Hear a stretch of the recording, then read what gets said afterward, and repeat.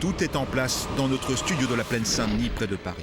Ce soir, c'est un numéro de sans aucun doute spécial détournement d'argent. Des proches s'emparent de votre héritage, des amis vous empruntent votre carnet de chèques, d'autres font main basse sur votre compte en banque. Ne croyez pas que cela n'arrive qu'aux autres. J'avais une trop grande confiance en lui.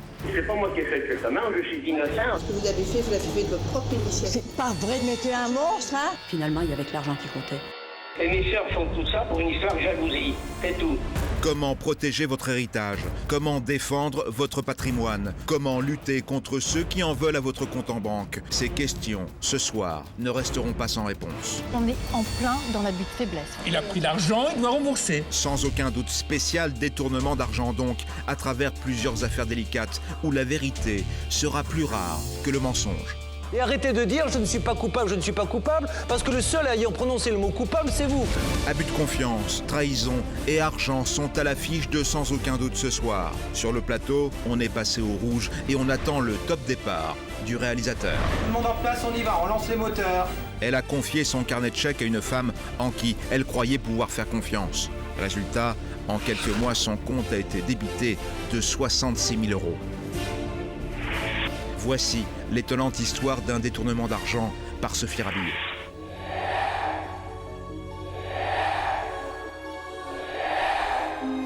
Nous allons découvrir comment une professionnelle de la beauté aurait abusé de l'une de ses clientes. Habile, elle aurait su s'attirer les bonnes grâces de cette dernière et l'aurait dépossédée de 60 000 €.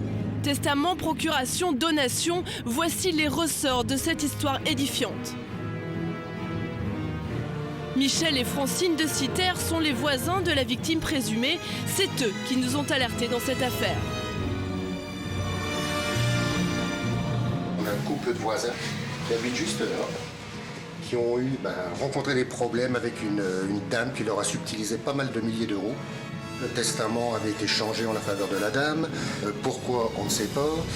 Il y a une histoire avec le notaire, on ne sait pas trop non plus ce qu'il en est parce que le notaire aurait fait faire une donation de 33 000 € qui a été prélevée par chèque au nom de la dame, au nom des filles.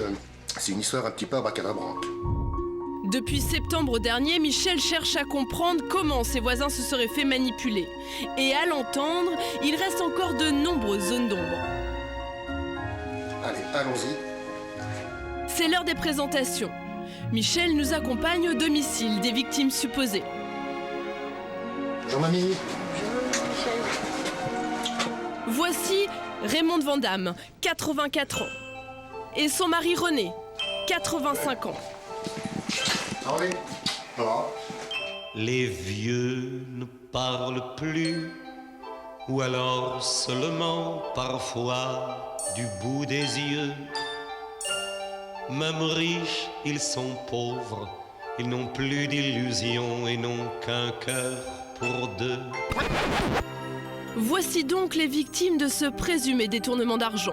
Deux octogénaires à la démarche hésitante. Pour Michel et Francine, leurs voisins depuis plus de 15 ans, les Vandamme, en raison de leur âge, auraient été les proies toutes trouvées d'une femme mal intentionnée.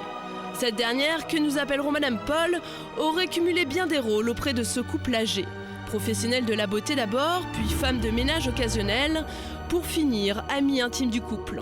Selon Michel et Francine, cette femme aurait gagné la confiance des Vandamme et obtenu procuration sur leur compte. En terrain conquis, elle leur aurait soutiré près de 60 000 €.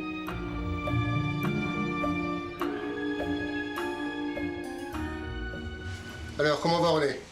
Bah, ça va, hein. Tout doucement? Ouais. Il faut. Bah ouais, on n'a pas le choix, hein.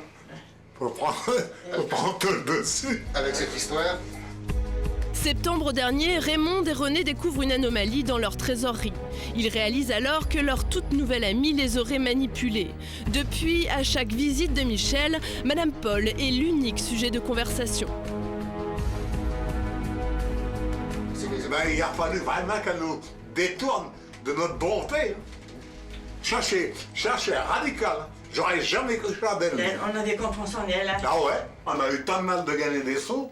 Et elle a été fort économe. Elle nous a endormi les yeux ouverts. Elle était gentille. On avait une estime pour elle, hein. On profitait de notre âge et puis... Bah moi je crois aussi, hein. Ah oui. Ben je la considère comme, plutôt comme ma fille bientôt. qu'elle était gentille. Mais qui est Madame Paul? Comment s'y serait-elle prise pour pénétrer dans l'univers des Vandamme et avoir autant d'emprise sur leur quotidien? Tout commence par un soin du visage. Car Raymonde est coquette, elle fréquente plusieurs instituts. Dans l'un d'eux, elle fait la connaissance de Madame Paul, une professionnelle de la beauté. Bon, elle était gentille, agréable. On a sympathisé un petit peu, raconté sa famille. Puis après, un jour, j'ai vu mon âge, j'ai des difficultés à faire mon ménage. Hein? Début de cette année, 2007. Ben, elle dit, moi, je pourrais venir le faire. Janvier 2007, Madame Paul entre de plein pied dans l'intimité des Vandamme. Elle leur fait maintenant le ménage à titre purement amical et sans contrepartie. Tant de gentillesse ne manque pas de toucher les Vandamme. Ce couple sans enfant a alors une idée, faire de Madame Paul leur héritière. Raymonde et René l'accouchent donc sur leur testament en janvier dernier. On n'a pas d'enfant. Elle est très gentille. On la croyait honnête. C'est pour ça qu'on a fait ça. Raymonde et René ont des difficultés à se déplacer. Sortir de chez eux aujourd'hui équivaut à un parcours du combattant. Ayant une confiance aveugle en Madame Paul, c'est tout naturellement à elle qu'ils vont demander un service. On a fait une procuration parce que, comme on a du mal de se déplacer, elle allait chercher de l'argent et nous le remettre. La procuration est faite le 7 février 2007. Madame Paul peut dès lors effectuer toutes les opérations sur le compte courant des Vandamme, tout comme sur le livret A de Raymonde, dans l'unique intérêt des époux Vandamme évidemment.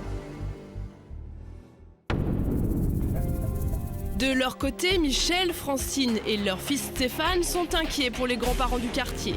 Ils notent que leur comportement a changé avec cette nouvelle amitié. Avant, elle venait souvent ici, boire le café ou quoi que ce soit. On avait souvent de ses nouvelles. Et c'est vrai que du jour au lendemain, la fréquence a commencé à diminuer, elle venait de moins en moins. À l'époque, on se demandait, bon, elle s'est trouvée une nouvelle copine, quoi. Donc c'est bien pour elle, mais on sentait qu'elle s'isolait de plus en plus. Il y avait un barrage. Moi, cette personne-là l'avait accaparé, quoi, hein, ni plus ni moins. Hein. Et ça l'ennuyait. Elle s'occupait de tout, que ça soit au niveau papier, que ça soit au niveau course. Elle devenait la seule personne qui centralisait tous ses besoins. Selon les deux citaires, la nouvelle amie de Raymonde et René les isolerait volontairement. Ils assistent impuissants à cette étrange mise à l'écart. Madame Paul, en plus de faire le ménage, offrirait maintenant les soins de beauté à Raymonde, avec tout de même une légère compensation. Alors, on me demandait, vous avez plus de crème, madame? Ben, j'ai dit non, ben, vous allez en prendre d'autres. Et je payais 100 € ou plus. Je ne me rendais pas compte de la somme. 100 €, un prix exorbitant pour une crème. Raymonde ne se rend compte de rien, pensant payer le juste prix. La vieille dame peine à s'y retrouver entre les euros et les francs. Selon Raymonde, une difficulté que ne pouvait ignorer Madame Paul. On a parlé un petit peu d'argent, que c'était compliqué pour moi les euros. Une petite somme, ça va, mais les grosses sommes, bon, j'ai un âge. Je paie, mettons, je sais pas moi, 30 €. Après, je reporte en francs. Alors, j'ai toujours la somme en francs et en euros. Et quand je dépense en euros, je le refais en francs. La démonstration est faite que les Vandamme sont perdus entre les euros et les francs, une faiblesse qui va leur coûter cher. Février 2007, Raymonde et René reçoivent un relevé bancaire alarmant. Ils découvrent alors l'impensable. Et là, on a vu 4 chèques assurants d'autant de francs, je sais plus. C'est là qu'on a commencé à avoir des doutes. 4 chèques prélevés sur le compte commun des Vandamme pour un montant de 33 000 €. Voilà ce qu'ils découvrent. Un premier chèque de 18 000 € a été émis à l'ordre de Madame Paul et 3 chèques de 5 000 € pour chacune de ses filles. Tous ont été faits le même jour, le 13 février dernier, et signés Raymonde Vandamme. Seul problème, Raymonde ne connaissait pas l'existence de ces chèques. Affolés, les Vandamme demandent des explications à Madame Paul. Sa réponse est intrigante. Il y aurait fait, dit-elle, une donation de 33 000 € par acte notarié. La donation, c'est un gros point d'interrogation parce que Raymonde n'a pas du tout en mémoire d'avoir signé quelques papiers que ce soit. René non plus. Il y a un doute parce que on ne se souvient pas de ce non-donation. On n'a pas fait de donation. On a quitté l'école à 12 ans. Alors qu'est-ce que ça veut dire pour nous? Une donation. Ça veut dire quoi? On sait pas. Ben voilà. Les Vandamme sont abattus. Toute cette histoire les dépasse, ils vont demander de l'aide à leurs voisins d'en face. Raymond est venu me voir cet été. Fin août, oui, fin août. Septembre. En me demandant si je pouvais la conduire à la banque. Ben, je dis, oui, mamie, il n'y a pas de problème. Mais elle avait l'air triste, préoccupée.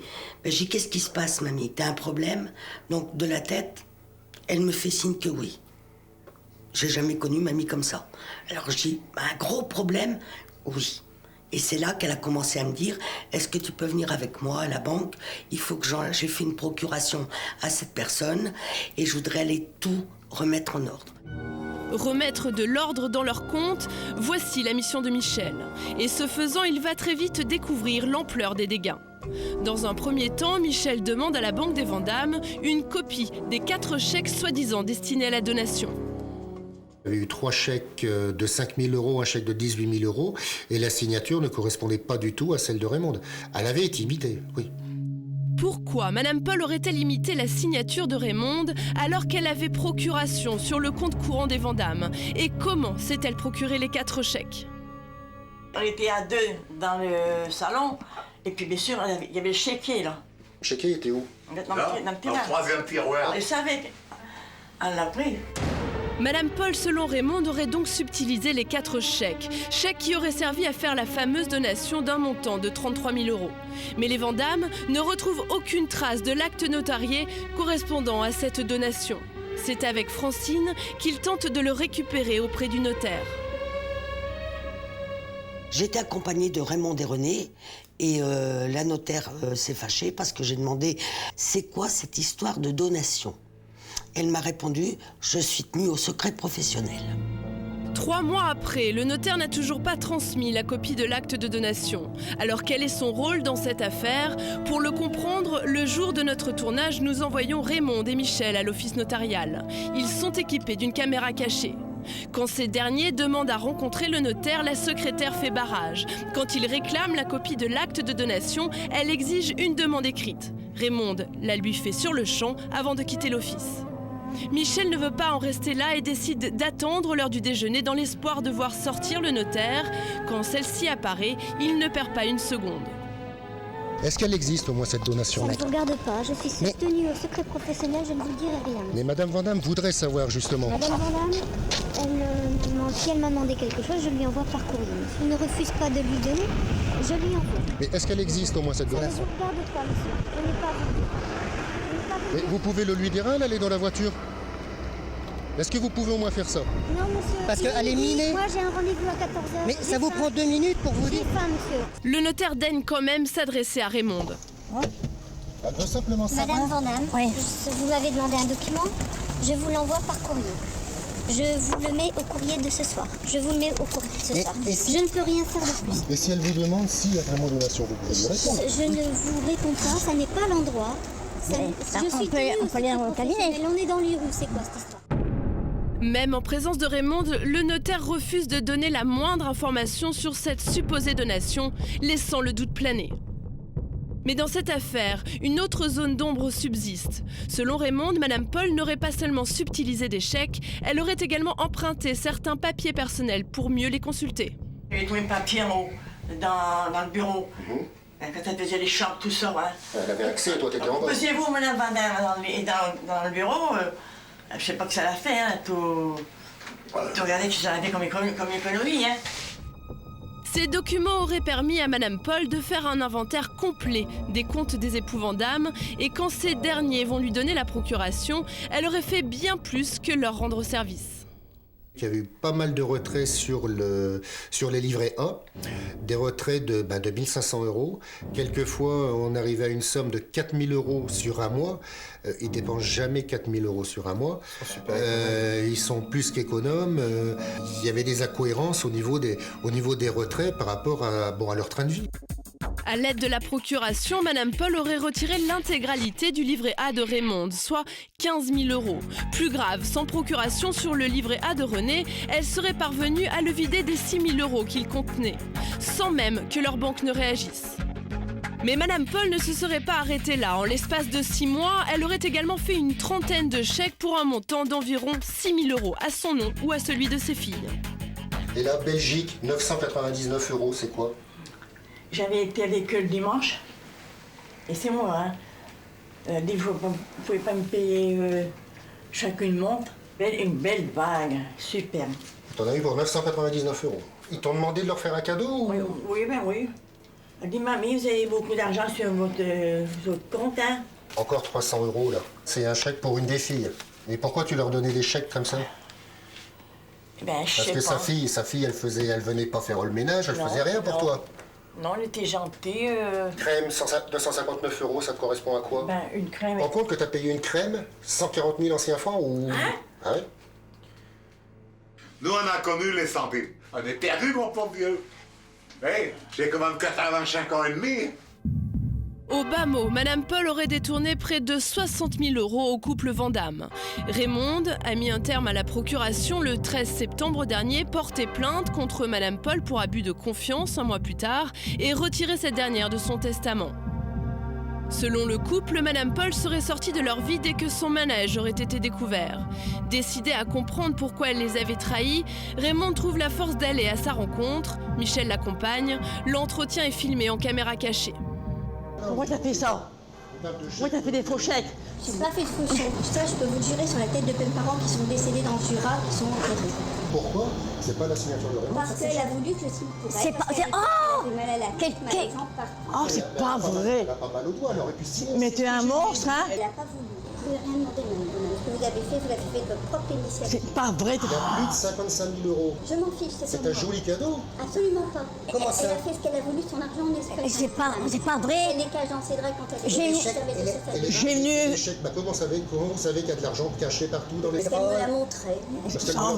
C'est pas vrai. Je ne sais pas me laisser accuser alors qu'elle a fait sa propre initiative. C'est pas vrai. Sous acte notaire. T'es une menteuse. C'est pas vrai. On n'a jamais vu d'acte, on n'a jamais vu de donation.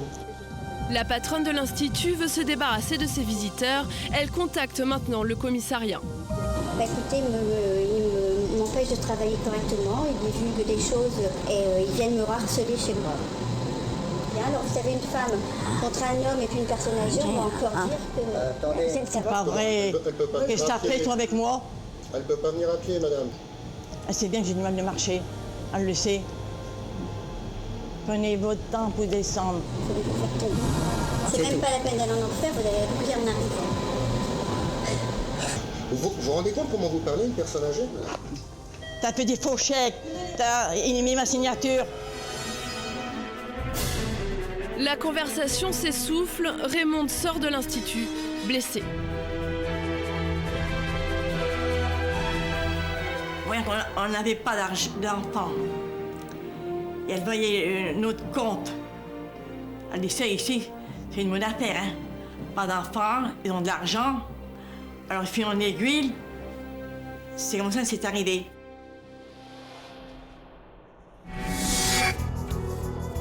Raymond semble bien démuni face à ces gens. Nous sommes à ses côtés pour l'épauler. Nous nous tournons immédiatement vers Madame Paul, la professionnelle de la beauté mise en cause. C'est elle qui aurait détourné à son profit l'argent de Raymond, qu'elle nommait affectueusement Mamie. Madame Paul nous répond. Écoutez, excusez-moi, mais l'affaire est en cours. De toute manière, il y a une enquête. Moi, j'ai été mise en garde à vue, donc il y a une enquête qui est faite.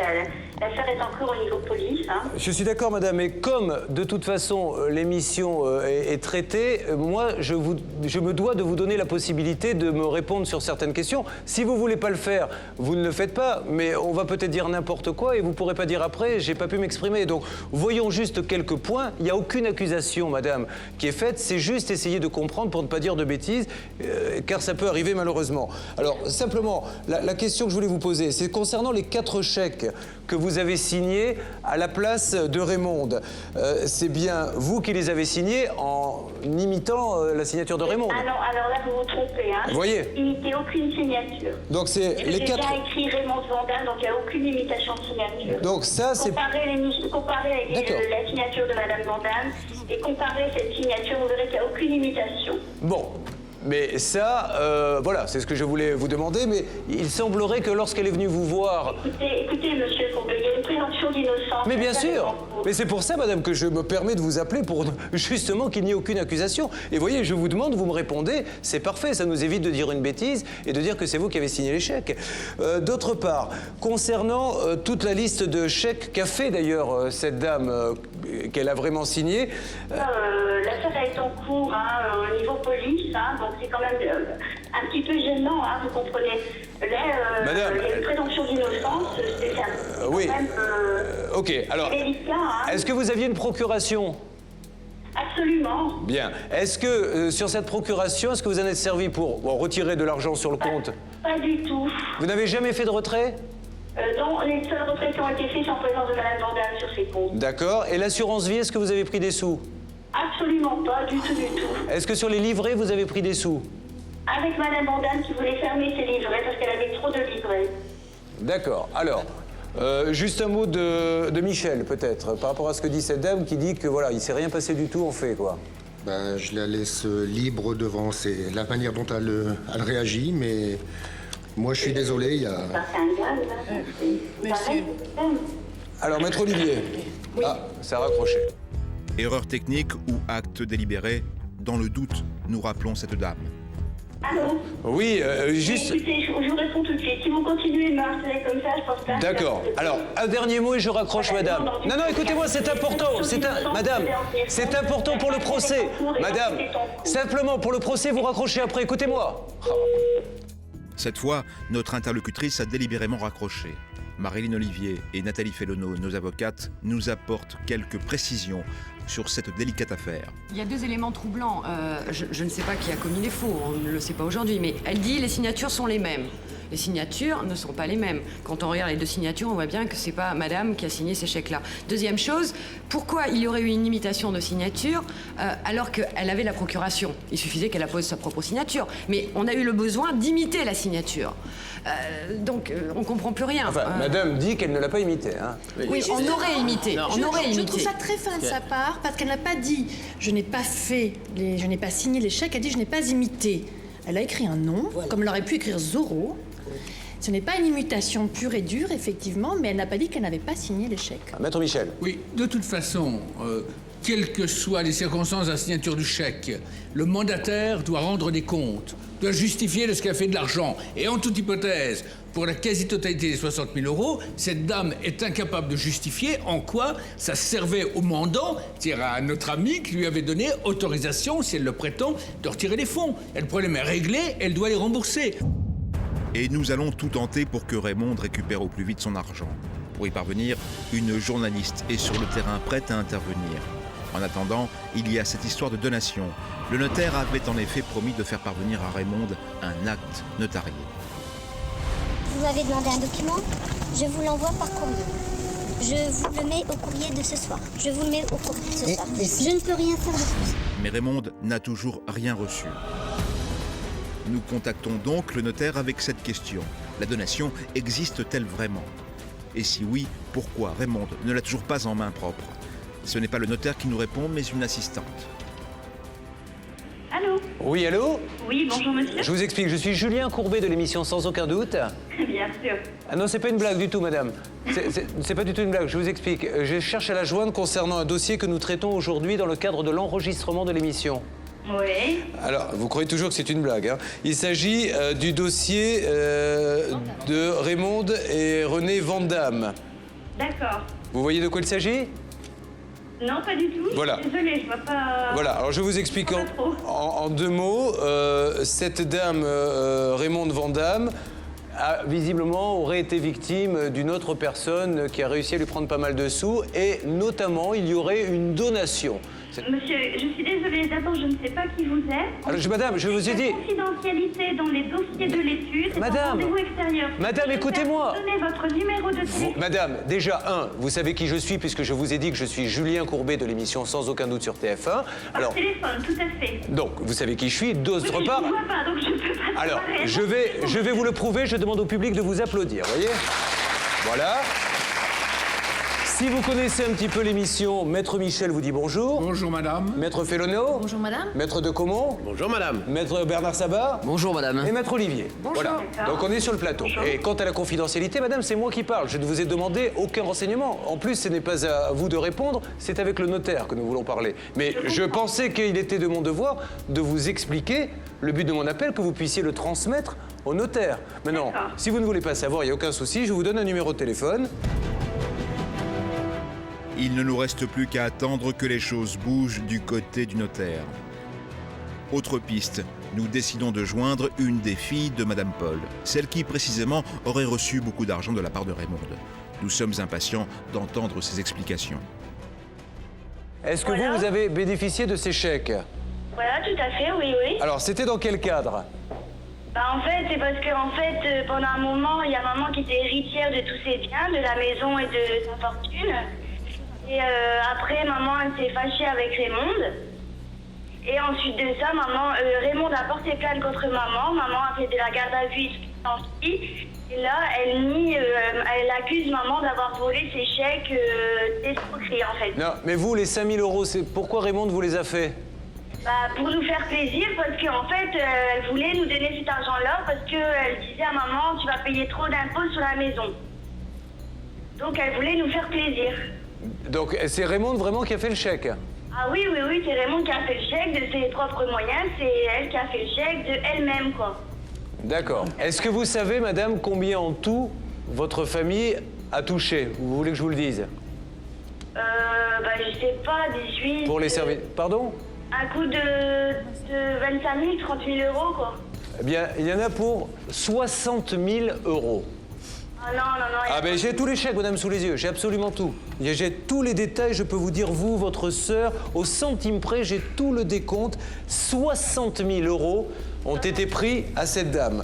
Et, alors il y a des chèques qu'elle a fait elle-même, sans vraiment savoir ce qu'elle faisait à mon avis, parce qu'elle se mélange complètement les pinceaux entre les euros, les nouveaux francs et les anciens francs, mais... Oui, mais écoutez, elle se trompe, mais quand elle fait ses comptes de elle-même, apparemment, elle se trompe pas. Donc il y a un problème quelque part, là. Oui, alors le problème, je vais vous dire où il est, c'est que votre maman avait une procuration.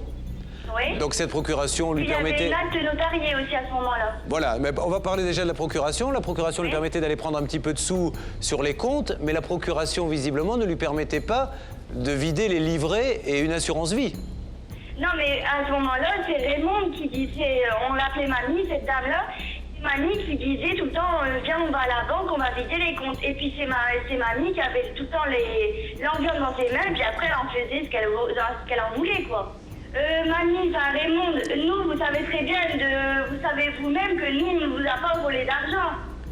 Vous le savez pertinemment. Tu sais bien que je t'ai fait plaisir à toi, à tes deux sœurs. Je sais, je vous en remercie toujours. Bon. Je suis très reconnaissant envers vous. C'était plaisir. Et vous savez très bien que mamie, on ne vous a jamais volé d'argent. Bonjour madame, Maître Michel, je suis un des avocats de l'émission. Moi je vous dis le fond de ma pensée. Vous avez dit tout à l'heure que votre mère devait hériter. Le problème c'est que ni elle ni vous n'avez attendu que Raymond soit morte. Et donc la question que je vous pose, mademoiselle, est la suivante. Est-ce que vous êtes prête à faire un effort, je suppose que vous avez dépensé une partie, pour lui rembourser cette dame? Quand on vient lui dire 5 000 euros, c'est 30 000 francs, elle ne voit pas ce que c'est. Il faut pouvoir lui dire que 30 000 francs, ça fait 3 millions de centimes. Elle ne s'est pas rendu compte. Donc, si vous êtes honnête, si vos sœurs sont honnêtes, est-ce que vous êtes prête à rembourser une partie? Ah oui, comme ça, attendez, on sera tranquille, je suis désolée. Cette jeune fille se dit prête à rembourser Raymond. C'est bien. C'est un engagement de sa part, d'autant qu'elle et ses sœurs auraient profité des largesses de Raymond, dont voici une rapide énumération. 12 avril 2007, 300 euros. 12 avril 2007, le même jour, 300 euros. 9 avril, 300 euros. Après, on va y aller un petit peu crescendo, on prend la main, et le 9, on passe en juillet, on se fait 1000 euros. Et alors, après, elle prend de plus en plus confiance en elle pour arriver à l'apogée, le bouquet final, le 13 février 2007, un chèque de 18 000 €. Ah, et mamie, moi je demande à... Oui, écoutez, attendez, mais heureusement que je suis assise parce que là, je vais tomber dessus. Alors, c'est elle qui voulait nous faire plaisir, vous comprenez? Elle a voulu nous faire plaisir. Alors moi, je vais vous dire après, quelque elle nous chose. reproche que nous, on lui a pris de l'argent parce que c'est une personne âgée, elle sait pas la valeur de l'argent. Ouais, Non, mais ce qu'il va falloir expliquer au juge, madame, c'est que faire plaisir, c'est une chose. Un jour, on fait un chèque. Tiens, mon petit, je te fais plaisir. La seule petite... Elle a fait de son plein gré, Oui, ce chèque-là, elle a fait de elle-même. madame, dans le code, il y a un terme qui s'appelle l'abus de faiblesse. Il n'a pas été inventé pour rire. Abus de faiblesse, non, mais attends, nous, Quand on fait un chèque chaque jour... pour avoir de l'argent. Les cadeaux, c'est pas tous les jours. Et quand on est ouvrier, on fait pas des cadeaux de ce prix-là, vous le savez. Parce que vous savez, vous, des cadeaux comme ça, il y avait aucune raison qu'elle vous en fasse. Aucune. Bon, qu'est-ce qu'elle a acheté d'autre comme cadeau qu'on essaie de comprendre dans les chèques à part les frics? Elle m'a offert une montre qui tient un pantalon, et puis maman, elle lui a acheté une montre et une bague. D'accord. Et madame, j'ai juste une petite question. Comme tout ceci s'est passé visiblement normalement et en totale honnêteté, vous, les 5 000 € qu'elle vous a donnés, plus tous les autres, cet argent était sur votre compte, on est d'accord? Oui, tout à fait.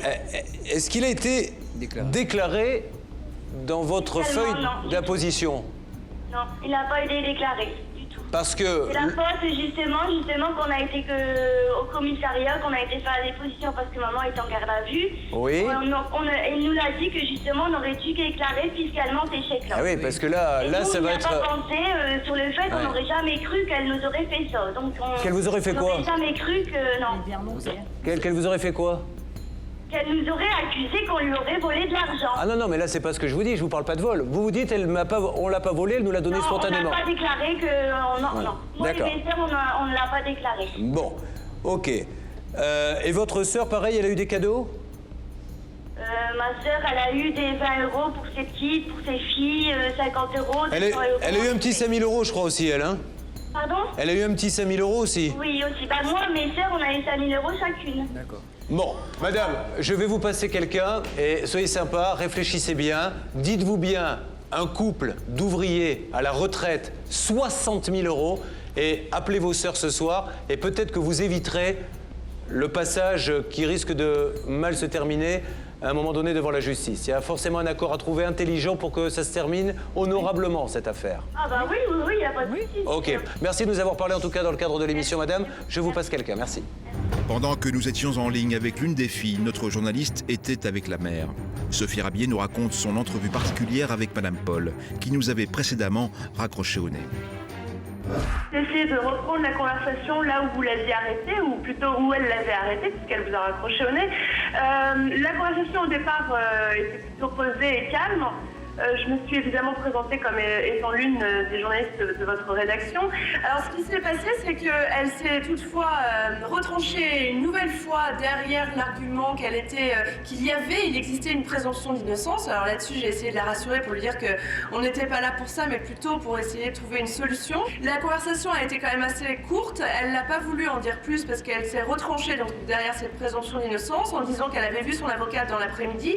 Par ailleurs, elle a dit qu'elle avait porté plainte pour probablement harcèlement, si j'ai bien compris, contre Raymond et Michel pour être venus à son magasin hier lui demander aussi des explications.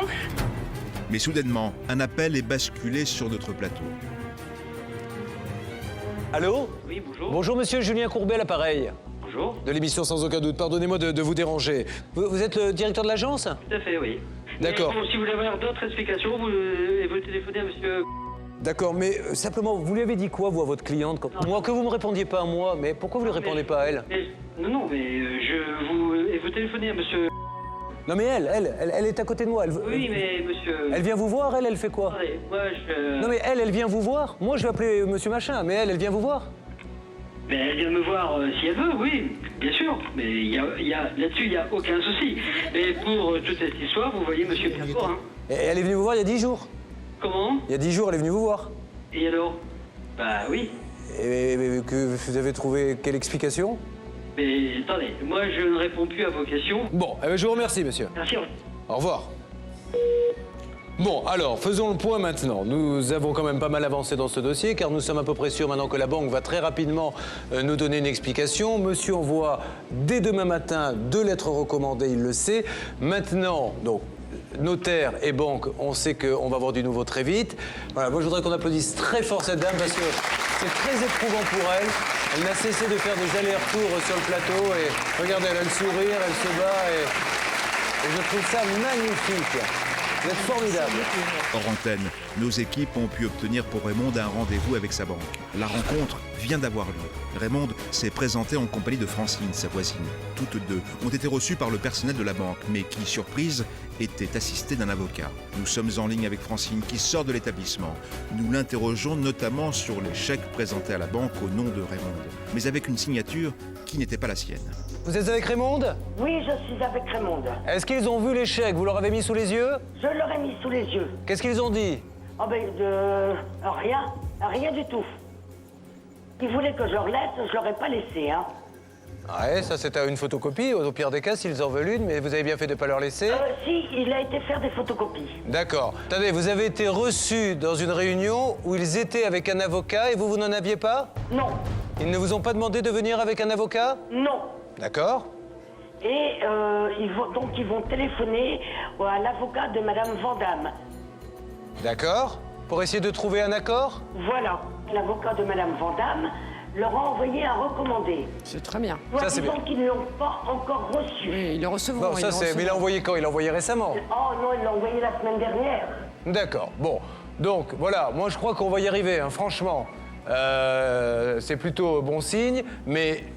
Si il n'y a pas de réponse à ce recommandé, de toute façon l'avocat connaît beaucoup mieux la procédure que moi, c'est son métier, oui. C'est par l'assignation qu'elle va gagner. Sur les sommes, bien sûr, où il y a imitation de signature et extension abusive de la procuration. Sur les autres, là c'est différent. Oui. Bon, et Raymond, elle est comment? Ben, alors Raymond, ça va. Bon, je crois que c'est le soir qu'elle est un peu fatiguée, hein. Bah oui. Oui. Rendez compte à son âge, rappelez aux téléspectateurs l'âge de cette dame. 83 ans. Voilà, hein. Oui. Et il y en a... Elle vous prie le bonjour. Bonjour, Julien. Mais vous lui dites bonjour également, mais... Elle vous entend. Je pense que nos actions combinées, enfin la nôtre et surtout celle de son avocat, vont faire que... Et puis la lettre recommandée, c'est juste ce qu'il fallait faire, hein. Ça, c'est génial. Alors, oui. Bon. Est-ce que vous avez eu des nouvelles de la dame et des filles? Non. Ah non. Aucune? Aucune. Bah, elle risque d'en avoir, c'est de la banque, par contre, oui. Qui va se retourner vers elle. Et nous, on va continuer à suivre ça de très très près. Mais Monsieur Courbet, de toute façon, on regarde toujours toutes vos émissions. Merci beaucoup. Faites un gros bisou à Raymond. Et comme je l'ai dit, hein, vous vous en rappelez, quand on est passé sur l'antenne, oui. À la radio, on appelle au mois de janvier pour savoir où ça en est. Hein. D'accord, Monsieur Courbet. D'accord? D'accord. Allez, faites-lui un gros bisou et merci de vous occuper d'elle comme ça. Hein. Et bonne fête de fin d'année à toute votre équipe et à vous. Merci, c'est très sympa. Merci beaucoup. Sans aucun doute, va bien entendu suivre cette affaire de près, d'autant que nous venons d'avoir la confirmation via un courrier du notaire que celui-ci n'a aucunement régularisé un acte au terme duquel Raymond aurait consenti une donation au profit de celle que nous avons appelée Madame Paul. C'est une pièce essentielle qui va permettre de régler ce dossier.